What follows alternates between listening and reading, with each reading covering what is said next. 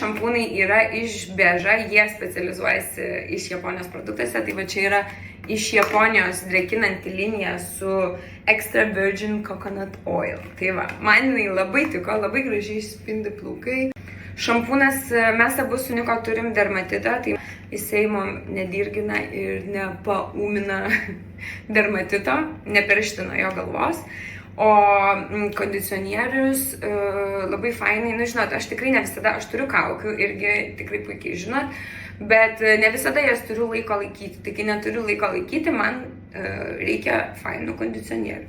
Tai va šitą pabaigiau ir tikrai kartosiu, tai noriu jums parekomenduoti. Ir aišku, vienas geriausių dalykų irgi, ką dievinu iš Bežos, jau tapo mano dovanų tradicija draugiam, tai yra šitas šepetys. Šitas šepetys kuo nerealus, kad jį galima naudoti ir šlapiem plaukam.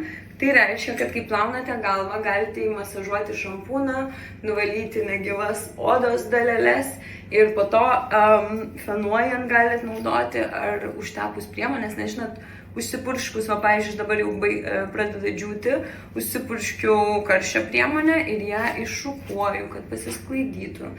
Nu, va, toks va rezultatas, tikrai labai gražiai išvilga plaukai, kaip ta mergina parašė, tokie sveiki, dienos šviesoj irgi